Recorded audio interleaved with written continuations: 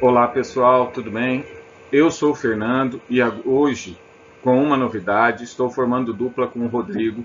Nós dois somos do curso de Geografia do Instituto Federal de Poços de Caldas. E nós dois também estamos participando, do projeto Residência Pedagógica, que ao decorrer dessas aulas a gente vem com o foco de fazer uma revisão, principalmente para você, aluno do terceiro ano do ensino médio, ou você que vai prestar o Enem, deste ano. E escolhemos como tema a vegetação do Brasil. É um tema pertinente, ele é cobrado pelos os exames do Enem anteriores, ou a prova do Enem, como vocês quiserem, e com certeza ele será cobrado nesse também. Por isso a ideia de fazermos essa revisão. Então, pessoal, vocês sabiam que a formação vegetativa de um determinado local necessita de alguns fatores influentes, como o clima e o relevo, principalmente no nosso país, no Brasil. E esse fato ele não foge à regra. No entanto, algumas vegetações elas vão ter a sua nomenclatura do tipo climático predominante naquela região.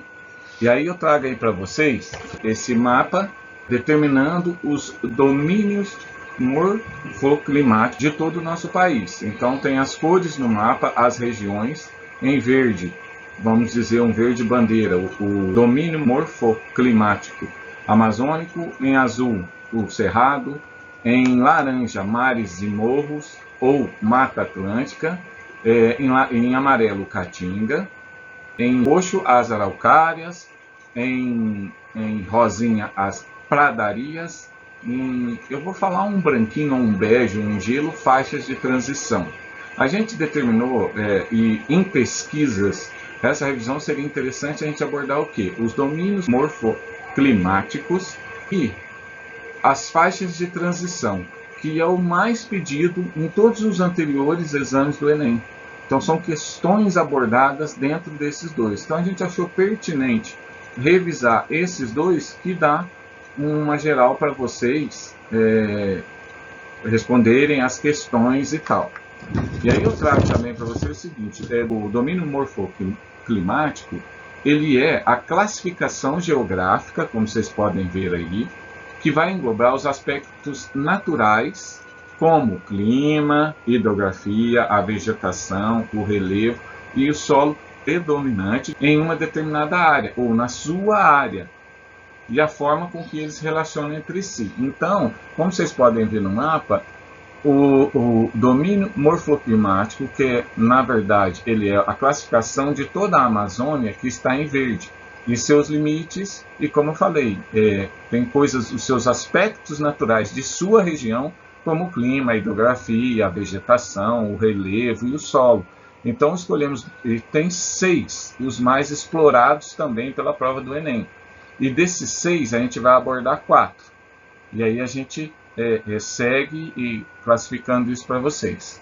E aí, pessoal, no nosso país, no Brasil, há 6 domínios morfoclimáticos, que são eles, como eu já falei para vocês, a Amazônia, o Cerrado, a Caatinga, a Mata Atlântica, ou o domínio dos mares e morros, como está no mapa, como vocês podem rever aí também pela imagem, mares e morros ou Mata Atlântica, campos ou pradarias, isso mesmo, não é padaria, é pradarias, que são os campos, a vegetação de campos, e a mata das araucárias. Dentro desses 6 domínios morfoclimáticos, ou de como se é formado as vegetações, nós temos 4 principais, que são, como eu já te falei, como eu e o Rodrigo, a gente escolheu fazer uma revisão direta, direcionada, no que é mais cobrado, mais pedido no exame do Enem, na prova do Enem, como eu falei, que é a Amazônia, o Cerrado, a Caatinga, a Mata Atlântica, ou domínio dos mares e morros.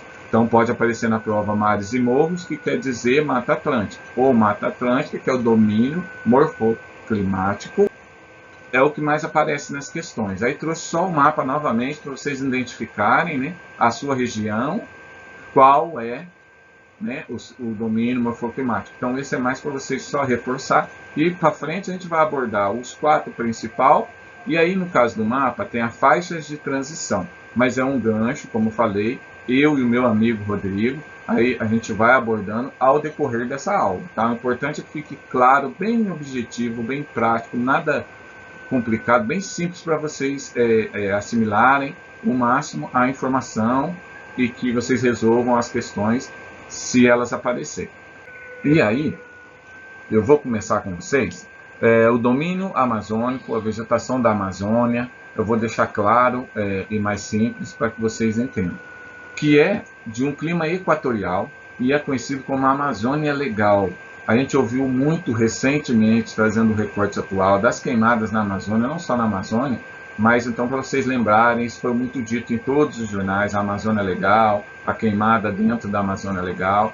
Então, é esse domínio morfoclimático, como eu falei, que é a Amazônia. É só uma ilustração, vocês podem, nas suas pesquisas individuais, vocês vão achar muito mais informação. É igual eu falei, é um apanhado geral para que vocês saibam, ou pelo menos a gente ajude ou contribua para que vocês se direcionem nos estudos de vocês para o Enem, que está próximo. Então, o domínio amazônico ele é de clima equatorial e é conhecido como Amazônia Legal. Abriga milhões de espécies de animais, de vegetais, sendo o principal, de muito importante, o equilíbrio ambiental do planeta.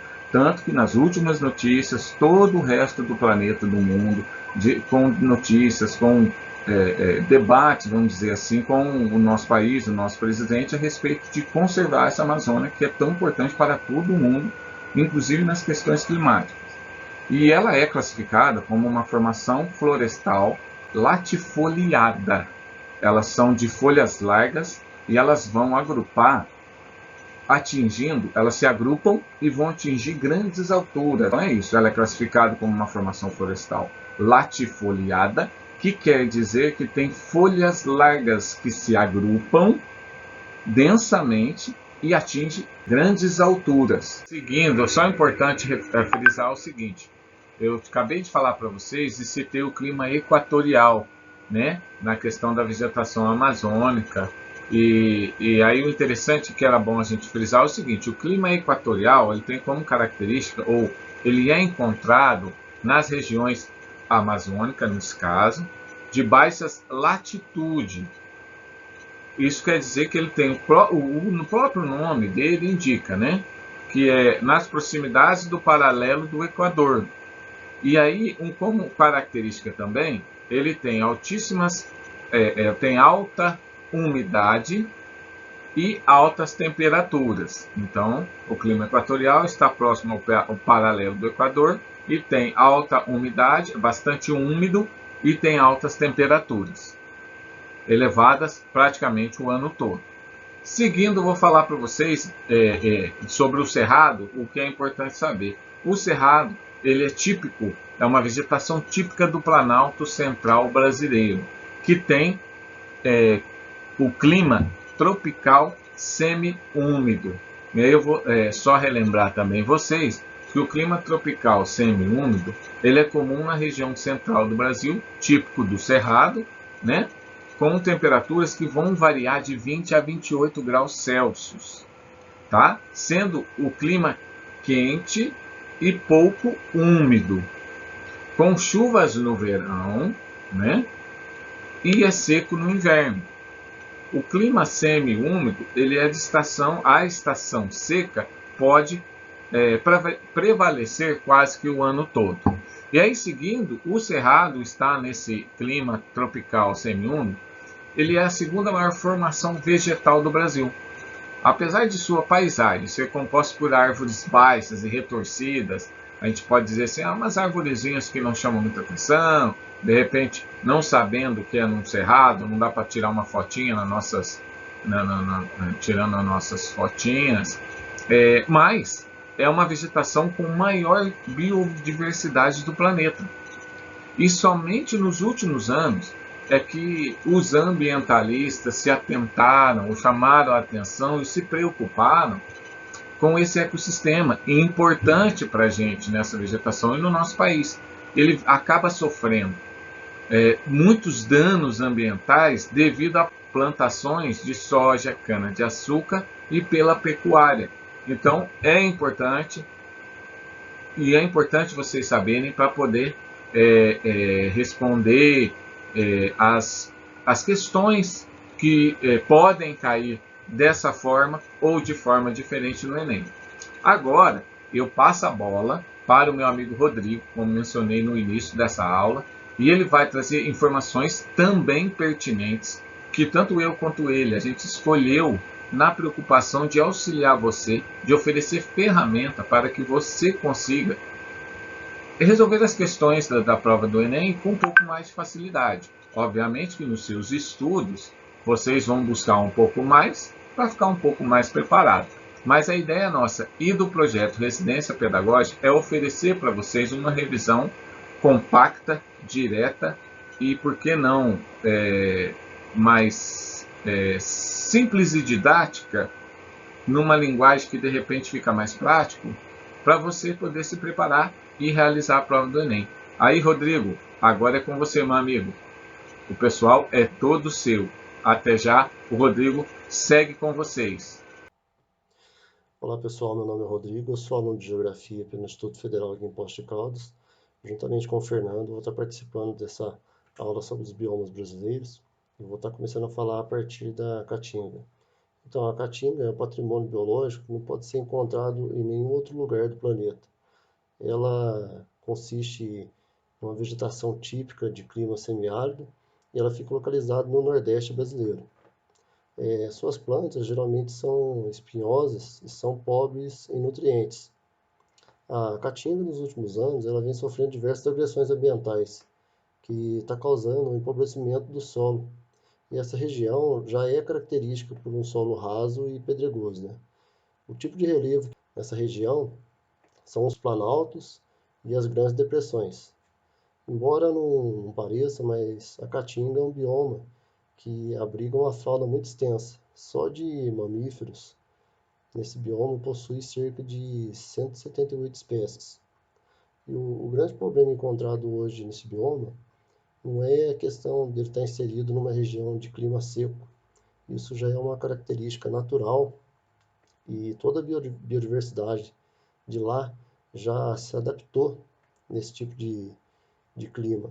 Na verdade, o problema hoje são os danos ambientais que são causados pela agricultura, pela pecuária e pela produção de lenha e carvão.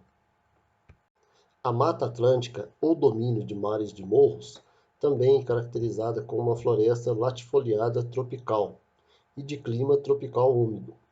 Foi o bioma que mais sofreu devastação no Brasil. Hoje, de seu total, só resta 7% de cobertura original. Era uma vegetação que se estendia do Rio Grande do Norte até o Rio Grande do Sul. Hoje, ela se distribui em fragmentos litorâneos e nos planaltos e serras do interior. Ela foi intensamente devastada pelos portugueses para a extração de madeira e o plantio de cana-de-açúcar, e no decorrer dos anos também foi degradada com a construção de cidades e pela atividade agrícola. A Mata Atlântica tem facilidade de se recompor, naturalmente, quando existem fragmentos nativos próximos ou bancos de semente no solo, que permita a sua recuperação. Porém, nesse caso, é necessário isolar o espaço e deixar a natureza trabalhar sozinha. Agora vamos falar sobre as faixas de transição.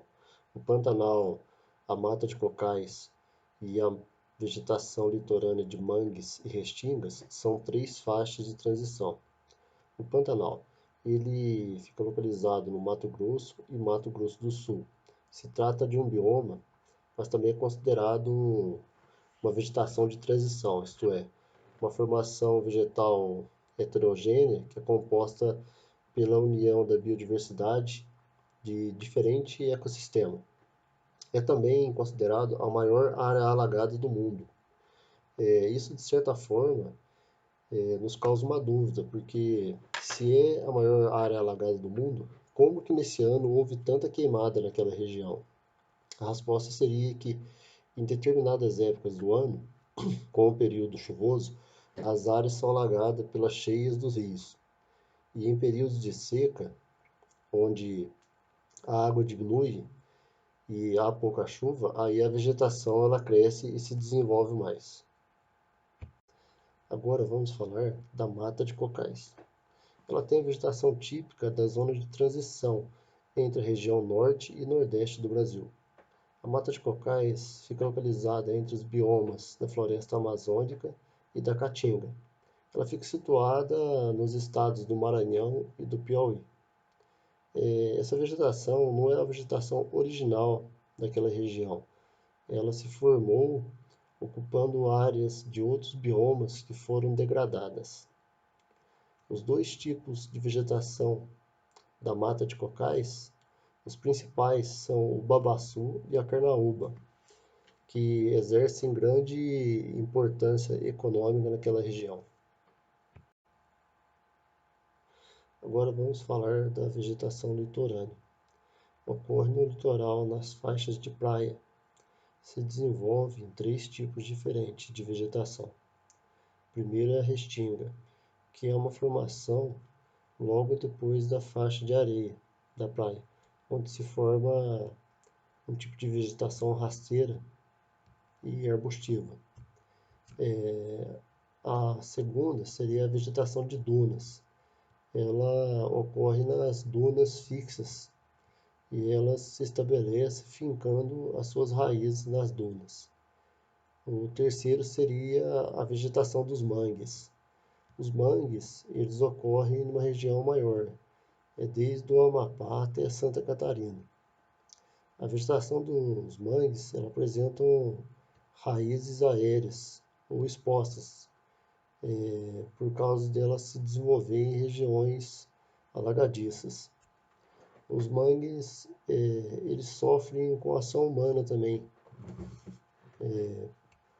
por causa deles gerar um mau cheiro, acaba, de certa forma, por virar área de descarte de lixo e rejeitos das cidades litorâneas. Isso é um grande problema, é uma ameaça para a vida marinha, pois é nos mangues onde se desenvolvem os berçários dos animais marinhos.